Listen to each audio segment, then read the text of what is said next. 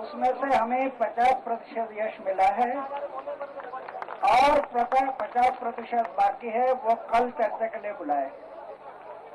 लेकिन मैं केजरीवाल और अपने अग्निवेश जी से बताया, मैं अध्यक्ष ये ठीक नहीं है। अगर मैं अध्यक्ष बन जाता तो लोग कहेंगे ये अध्यक्ष बनने के लिए वो अनशन। एक बात है। दूसरी बात ये है, मेरे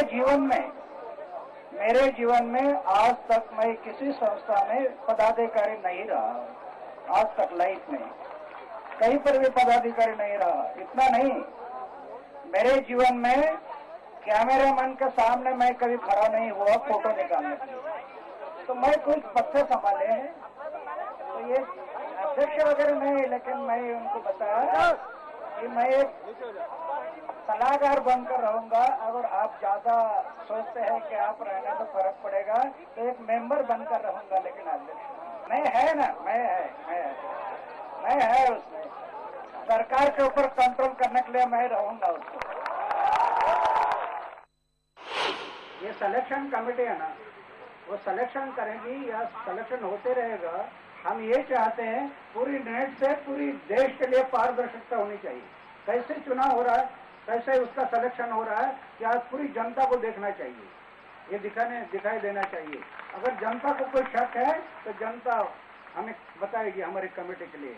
ऐसे लोग इसमें नहीं आएंगे, नहीं आने देंगे हम, जो करप्टेड लोग हैं। जी प्रेस घोटाला बाहर आ गया, खेल घोटाला बाहर आ गया, आदर्श सोसाइटी घोटाला बाहर आ गया। ये सब घोटाले बाहर आ रहे हैं, लेकिन घोटाले बाद जेल में नहीं जा रहे।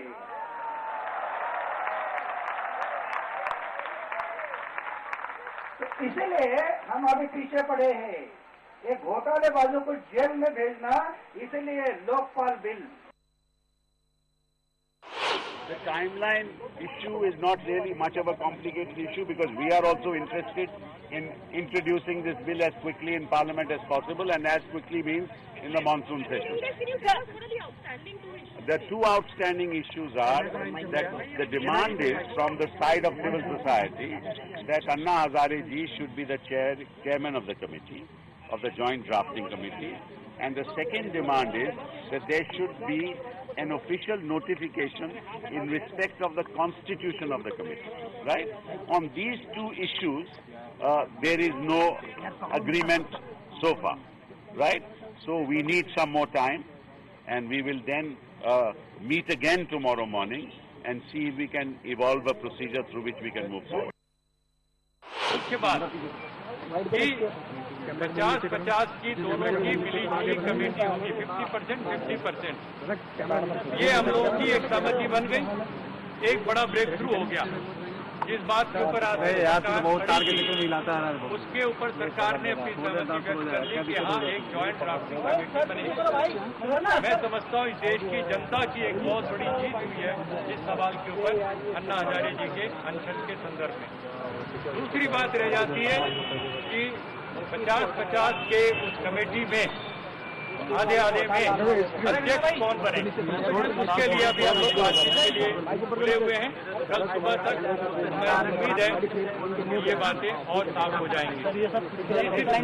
तीसरी बातें, डेडलाइन जो टाइमलाइन था वो ये जो कह रहे थे पहले कि हम 13 मई तक कोई इसकी मीटिंग वगैरह आगे नहीं कर पाएंगे। हमने स्पष्ट किया जनता की तरफ से, अन्ना जी की तरफ से, कि 13 मई बहुत देर है, आपको ये मीटिंग तत्काल शुरू करनी चाहिए।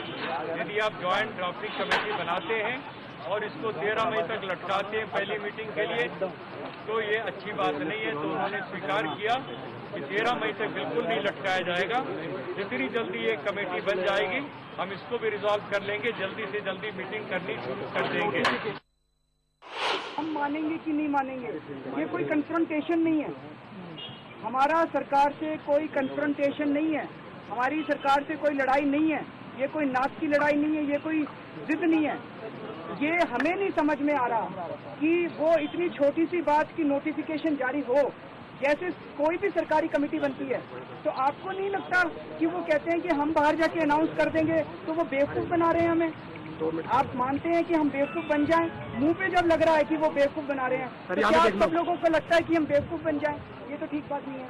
तो हमें आप ऐसा ना कहें कि हम कोई अनरीजनेबल हैं। This is the basic thing कि वो जो कह रहे हैं वो एक नोटिफिकेशन की फॉर्म में जारी कर दें।